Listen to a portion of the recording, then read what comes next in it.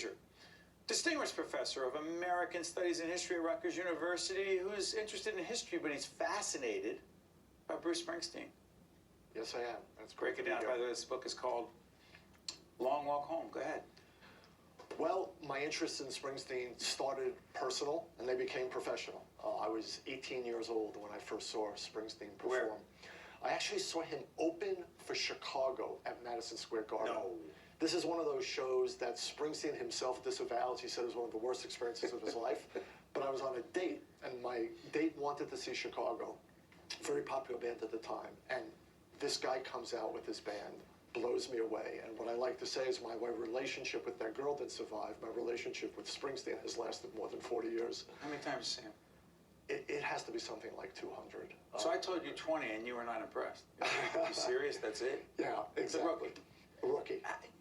Listen, there are people, my wife and I saw Billy Joel recently at the Garden. Mm-hmm. You know, he's got that gig there.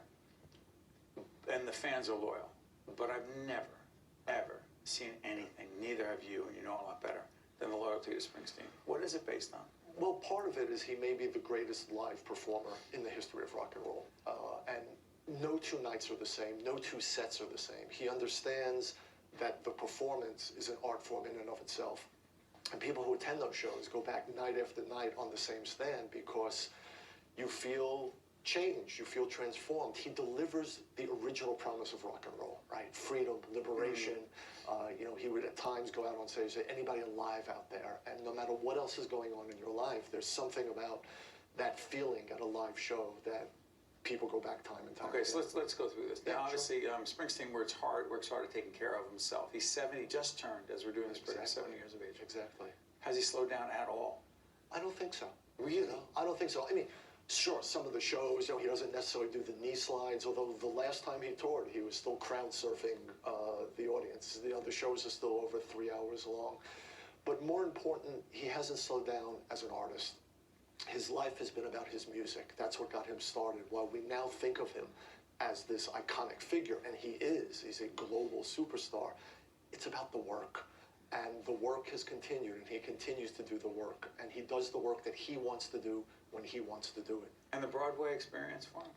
I think was amazing. I think it grew out of his autobiography, which was a remarkable literary work. Absolutely. It was a performance that was also about one of the themes of Springsteen's career, which is trust the art, not the artist. You know, he comes out in that show, he says, I'm a magician, I do magic tricks. And people constantly want to know who Springsteen is, but part of my work as a scholar is to understand what his work means and to unpack his work, regardless of who he is as a person. So, you know what's interesting? In your book, Long Walk Home, a lot of talk about Springsteen's view of, quote-unquote, the American dream and his comparison to the reality of America. Do you think from his music and his art that he is especially disappointed? It's not so much a question of disappointed, although certainly he's deeply concerned, as many people are, about the turn that America has taken, not only in the last few years, but since the recession. This book has a collection of essays. A collection, and yours is one of the essays. Correct. Mine is one of the essays, and the essay that I wrote about is called Springsteen's American Dream. You know, Springsteen has said that the body of his work has been devoted to judging the distance between American reality and the American dream. That's the arc, and it continues. It's changed over time, and part of what I do is explore how those things have changed. With your students in particular? Yeah, I teach a course this semester at Rutgers called Springsteen's American Vision. These are undergrads? These are undergrads. So I'm thinking about my time at Rutgers as a graduate and doctoral student, and I'm thinking, A, we never had a course like this. Right. B, I'm more curious. Right. What kind of students you attracting? These are 19, 20, 21-year-olds.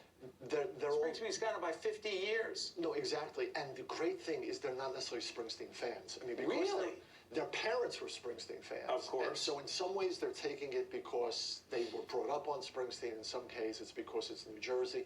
But in some cases because he's an iconic figure who one would study as one might study any other artist, be it a novelist or a playwright or a filmmaker. And that's how we approach it. Born to Run means what to you and to him?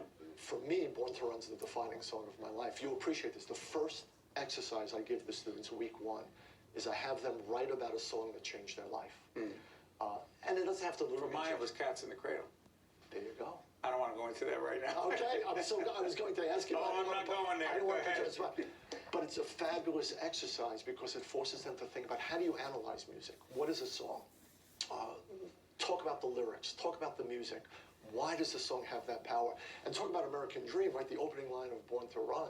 Every day we sweat it out on the streets of the runaway American dream. The runaway American dream is what Springsteen has been thinking about. That's where the escape was, the difference between day and evening.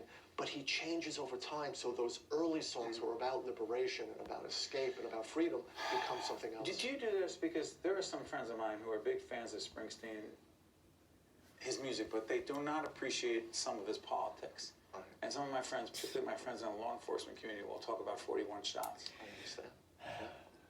Yeah. But it's also perhaps Excuse me, to do you think he regrets misunderstand. it? Do you think he regrets doing 41 shots? Absolutely not. I don't think he regrets it at all. And sometimes people mishear or misunderstand, right? It's a song about the anxiety and the tension on both sides, on the policeman's side as well as the child's side. And while, yes, there are law enforcement officials who sort of were opposed to it, I think Springsteen's political engagement has become more so over time. I mean, that's clear. The significance of the Rising, September 11th. One of the profound creative responses to one of the great traumas, right, in our country and in this area. And for him to be able to produce those songs in that way. And that's the thing about art. It has to transcend the moment, right? It can't just be a political song or a theme song or a protest song, and his music has done that, and certainly The Rising did that. Now, Rosalita, that's just for fun, correct? There's no political statement. There's Well, right? it's about love. It's Well, how about about romance. this? When about he escape. says to the that the father's going to regret this. Yeah. Because, what did he do? Is that wonderful? Because he just signed a big contract, right? he screwed up. The old man screwed up. Yeah, but it's a bar It's the song, best. it's a band song, it's a dance song, and that's the other side of it. We can be serious, as we should be, about Springsteen and the music, and he's been serious. There are many different versions, but we can't forget the joy of the rock and roll dance. Deep question. Go ahead. If it were not for Springsteen, would we have ever had Courtney Cox? Sorry. Go ahead, Google it, check it out. Listen, That's funny. Louis, appreciate it. And by the way, you brought this other book in as well? Yeah, that's a collection of his essential interviews that I co-edited with Chris Phillips, who runs Backstreets. There's a lot of scholarship on Springsteen. I'm glad to be one of the many historians who are thinking about his work. Listen, we appreciate you joining us. Thanks for having me. Thank you so much. It's one-on-one. It's a great show because of people like this and books like that. Stay with us. We'll be right back.